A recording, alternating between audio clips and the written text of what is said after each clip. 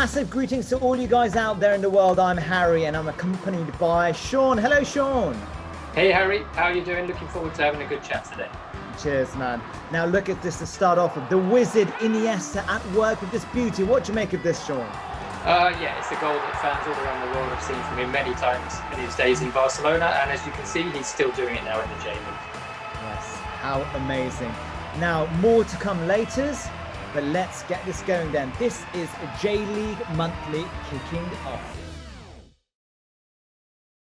Hello to all of you. This is J-League Monthly, and we're proud to be presenting you with the ins and outs of the fantastic J-League, the passion, the skills, the goals, the controversy.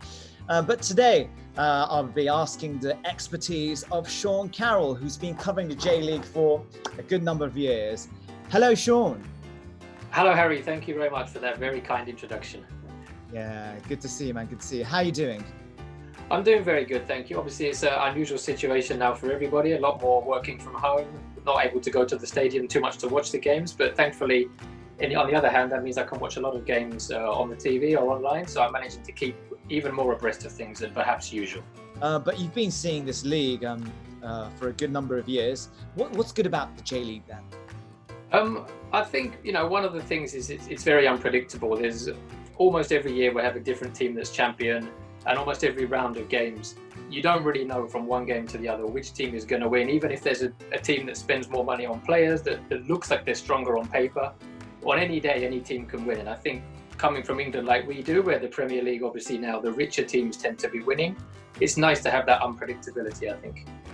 Another thing about the J League too is that there's this kind of family atmosphere. I mean, me and you, we come from England, we love the Premiership too, but you don't usually get friendly grannies and granddads with their little ones, right? So that's another element of the J League, which is warm in a sense. Yeah, I think there is that. You get the atmosphere in English stadiums is certainly maybe a bit more. Maybe it seems aggressive. I don't think it is as dangerous now as it maybe was a few decades ago, but it's much more kind of charged and aggressive in that way. Whereas the J League, as you mentioned, you get whole families there. It's kind of like a festival. It's a day out. Everyone can have fun, very safe.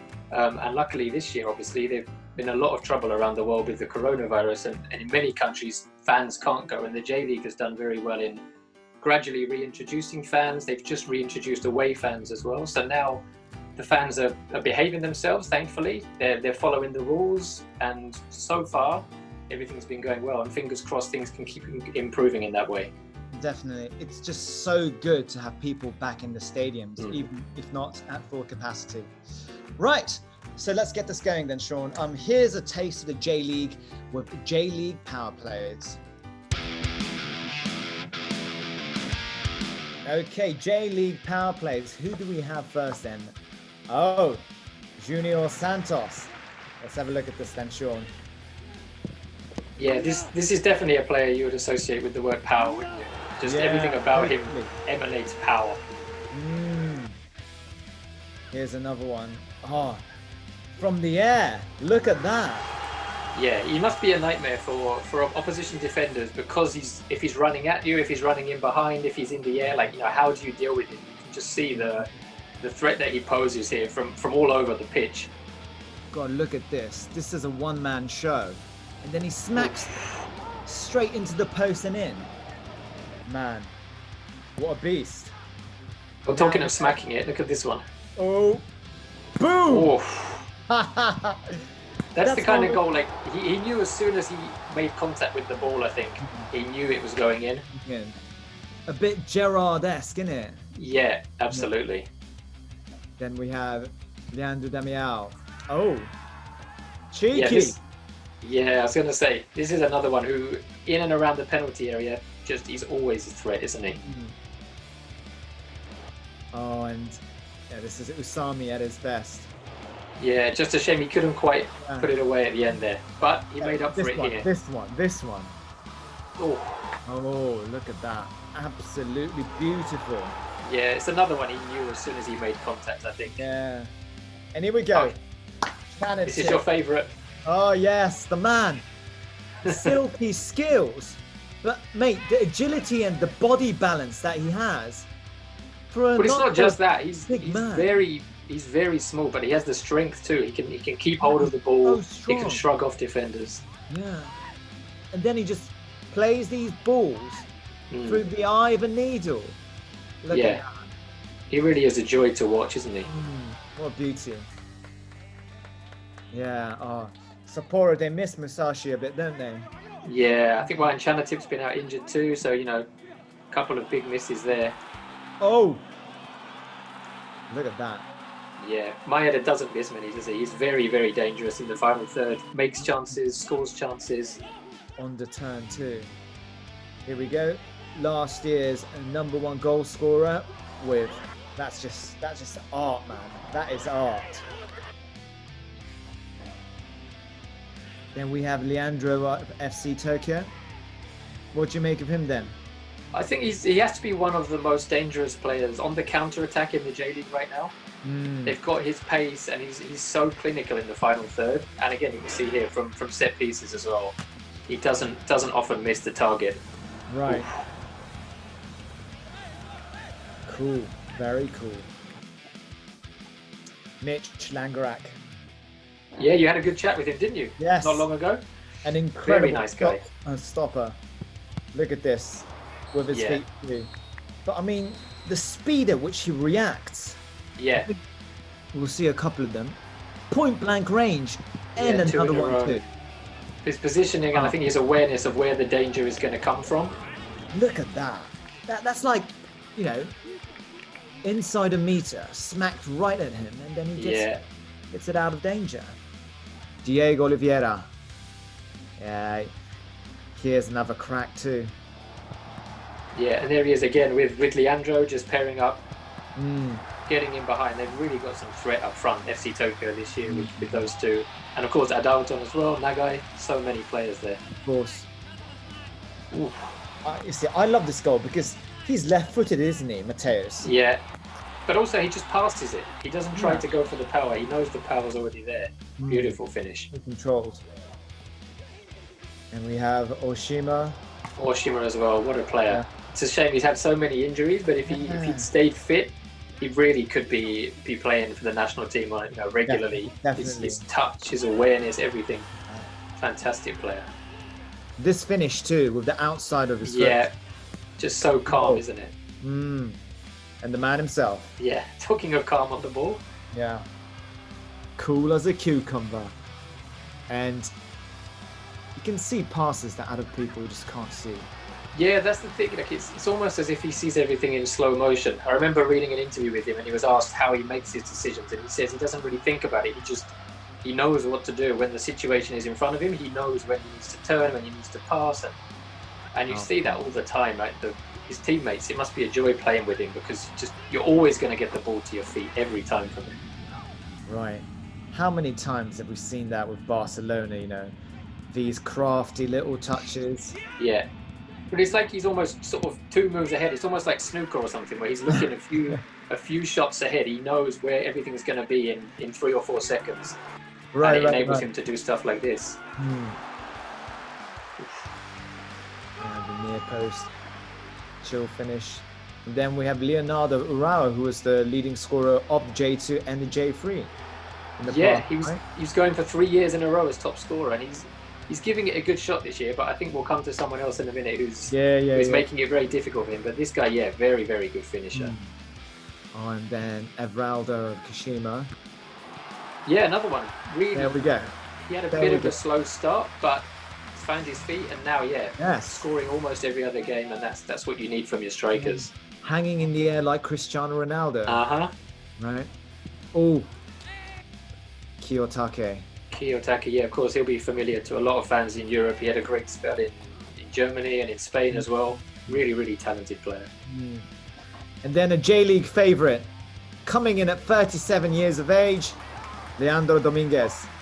Yeah, another one, a bit like, with Iniesta, he's another one that, even though he's getting on a bit in age, he still has that quality in his feet. Look at that. What a beauty. Good finish too, but with the outside of the boot. Oh, yeah. Love it. It's one of those things where even as you get older, the legs might slow down a bit, but you've still got that vision.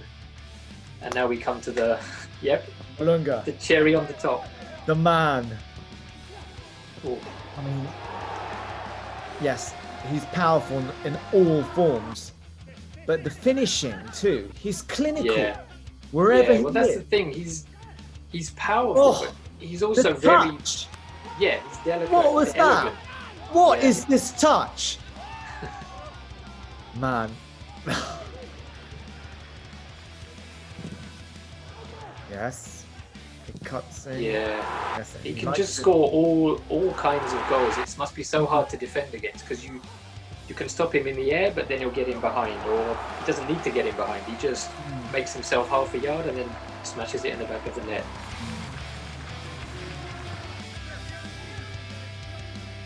Yes, fantastic goals and plays that we just saw. Sean, Olunga, I mean, he is the man right now. We do have a jewel on our hands with his goal scoring, but also his intelligence too. What do you make of Olunga then? Yeah, as you said, it's not just the goals. He's very intelligent. I spoke to him after one game last year, and he said that as a striker, it's important to be in the right places. So when the chances come, you're on hand to put them away. He said obviously there'll be games where the chances don't come, the ball doesn't quite fall right, but his job is to be there, and when it comes, to make sure he puts the goals away. And as we saw there, and as we've seen over the last 2 seasons, he usually does put the ball away. Totally. And slowly but surely, when we're talking about the J League and the most number of goals scored, we always think about back to 1998, Mr. Gon Nakayama with his 36 goals. Olunga, we're shooting today and he scored 22 already. What do you think? It's not impossible, is it? I mean, the rate he puts the goals away every single round of games, when I see it comes up that Cashew have scored, you just assume that it's him, and it's rare that you get a player who's that prolific. And it's getting close. I think for Gon, it was almost just over a goal a game. Olunga's pretty much a goal a game at the minute, but as we saw last season, when it comes to the last round of games, he's still got a few goals in his boots. So you never know. Yeah, that's right. So Sean was talking about the last match of last season where he scored how many goals was it? I think he scored 8. Yes, 8 goals. No, absolutely, 8 goals indeed. And we've actually got a video with him in the 8 goals. It's an official video, and he scored 8 goals. It's not a lie. It's for real, and it's buzzing right now. Maybe we can have a look. And thankfully, we can actually see the 8 goals provided by the J League's YouTube. Sean, 8 goals. You can see it once again and again and again. Simply incredible, right? Yeah, it's something that has to be seen to be believed. And the thing is as well, this was against an opponent who had something to play for. It wasn't like the end of the season and just winding down.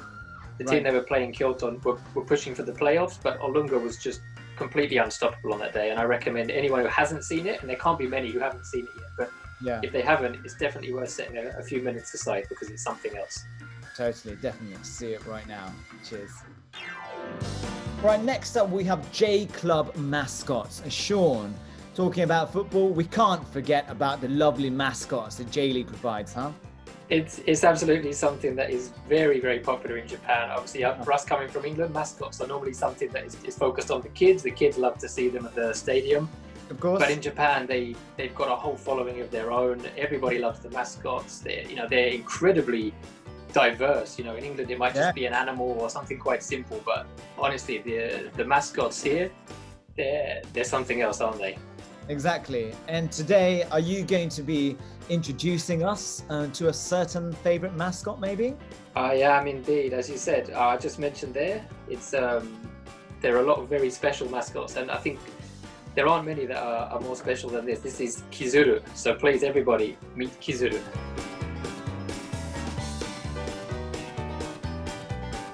All right, so, oh my God. There he is. Mate, I did not expect that. No, well, as I said, it's something else, isn't it? They put a lot of effort in. Obviously, I think many people around the world will be familiar with like the folding crane, the origami. And the supporters too, look at them. You're joking. Yeah. Wow. Incredibly popular. I think in some cases, the mascots almost rival the clubs for popularity. They need to be a bit careful. and make sure the mascots don't get more popular. Right. Look at his stats, man. He's ageless, right? He's a bit like Kazoo. Oh yes, a bit like Kazoo. Yeah. He's coming in at 26 kilograms for somebody very light for 2 meters tall. That is 2 meters. And his personality, mate. He's very resilient. Yeah, it says he's very resilient, which is very useful, you know. And what else? He says, yeah, good at football, which is useful. And his dream is he wants to fly, which I think a lot of us can relate to. Totally. Which position do you think he plays? Oh, where would you put him? He's got to be one end of the pitch or the other. He's either got to be a centre forward, putting the goals away, or he's the centre back, marking the other team striker out of the game. Yeah. I think he has to be somewhere important. I think he's a bit of a poacher, man. Right. Yeah, proper kind of Gon Nakayama or Inzaghi style, you know, right in front of the goal, mate. Yeah. Right. Yeah, lethal, totally lethal. Man, my favorite, or one of my favorites is, do you know Blaugon of Akita? He's the dragon, right? He loves to eat on his asparagus, and he just looks like something straight out of Final Fantasy or Dragon Quest. You know? See, what I love about these J-League mascots is that they have these personalities. I mean, it might be the case in England as well, I'm not sure, but my image of English mascots is that they're just kind of, you know, an animal in the shirt. They wander around and take pictures. But in Japan, they've got hobbies, they've got personalities, they've got dreams, and I think that, fantastic. Yeah, and they never get unemployed, as we've seen with Gunnosaurus being an Arsenal supporter. Slightly tragic, but you know, Japanese mascots, they give you the day. So, thank you, Sean. Cheers. No worries. Next up, a player, a total legend, appreciated by all. They call him the King.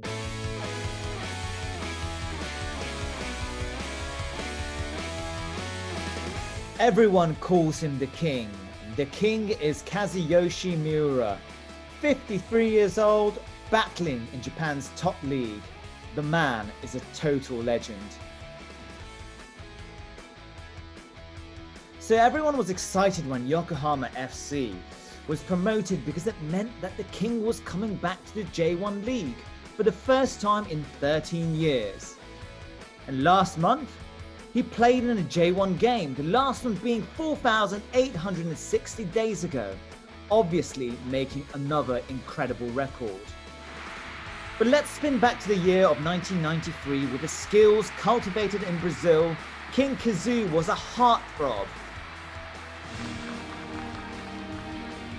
He lit the J-League on fire with his skills and became the first MVP. これから先また本当に日本のサッカーのためにも頑張ってやっていきたいと思いますので応援よろしくお願いします。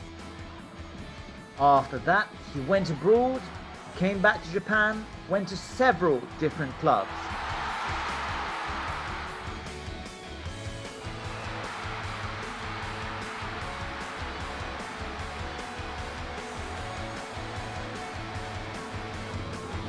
In 2017, he scored a goal aged 15 and 14 days.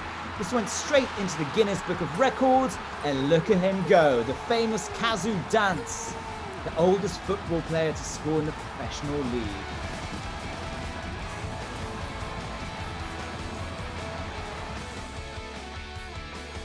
Still going strong, into his 35th year as a pro, King Kazoo still has more to offer. Sean, so he's a legend, right? Yeah, absolutely. There's no other word for it. I mean, he's difficult for people from other countries to maybe understand how someone can still be going at that age, but he has this aura here. It's kind of like Maradona, maybe in Argentina or something. He's more than a footballer. And I mean, I've spoken to teammates of his, and often, you know, someone who's been in football as long as that, you often expect that sometimes off the record or behind the scenes, people might have little gripes, things to complain about. I've never heard anyone say anything about him. They just say the amount of effort he puts in, the way he trains in order to keep in shape to be able to still be a professional footballer. Off season, he goes off and trains on his own to make sure he's in shape enough to be able to keep up with these players who, you know, some of them now are almost 40 years younger than him. It's really something else. Incredible, huh? I mean, the whole story of him aged 14, 15, going to Brazil and then getting his first contract, then battling it out in the Brazilian league and then coming back to Japan and then the J League starting in 1993. I mean, if you're talking about Japanese football, you cannot ignore the presence of Kazoo-san, of King Kazoo. And on a global sport kind of scale, when you say the king, you probably think about the NBA, LeBron James, and then Michael Jordan. But for Japanese people, I mean, it's got to be King Kazoo, right?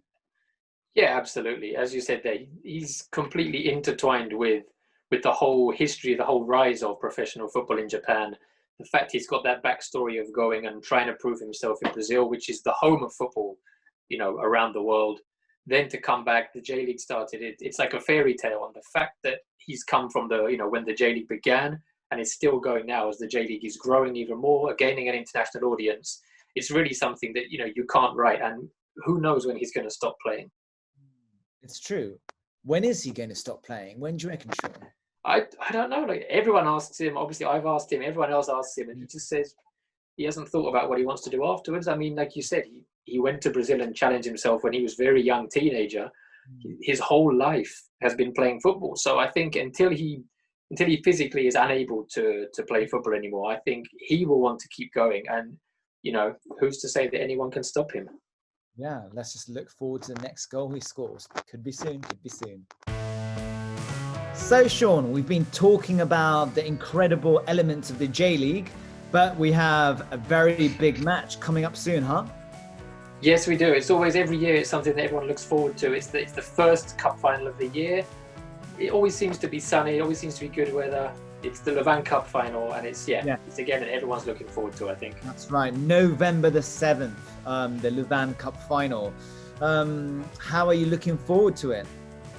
I think it's going to be a good game. It's FC Tokyo against Cashew Reysol. It's two teams that are riding high up towards the top of the J League. It's two kind of contrasting styles. Reysol like to keep the ball, like to attack. FC Tokyo is so dangerous on the counter-attack. Their manager, Kenta Hasegawa, this will be his 8th time in the final, including his time as a player and as a coach. But he's only won it twice so far. So he's got that omen that he's been there a lot, but he's only won it twice. So he'll be wanting to add to that. And then on the flip side, Nelsinio Cashew Reysol's manager, he's won every title in Japan. Very, very experienced coach. Cashew Reysol obviously have got the likes of Alunga, who we've touched upon earlier. It should be a great game, I think. Yeah, but everyone's looking forward to this game. I think it's going to be the first cup final since the coronavirus has attacked the whole world. And good news, people all over the world can actually see it live on the J League's YouTube. So I would like everyone to check it out. And not just the Levant Cup too, actually. Each round, one game will be broadcasted in English and in a couple of other languages live on the J League YouTube channel. So it'll be fantastic for you guys to join in then. So, Sean, thank you so much for joining me today. How was it? It was fantastic. I was going to say thank you very much for inviting me. It's always a pleasure to chat to you about the J League. We could go on a lot longer, but unfortunately, we always have a director there telling us to wrap things up. But yeah, it's always a pleasure. Hopefully, we can do it again sometime soon. Yeah, man, and it'll be just fantastic to be able to see you, hopefully at the stadium. Yes, that's the thing, isn't it? Like we're mentioning now, the games are going to be shown on YouTube, and it's fantastic now that these days fans all around the world can enjoy the games wherever they are at any time. But yeah, there's nothing quite like being at the stadium. So fingers crossed, everybody around the world can get back there soon, and we can get back to enjoying football. Yes, fingers crossed. Sean, thank you so much, and I'll see you soon, and we'll see everyone next month then. Cheers and bye-bye. Thank you very much. See you.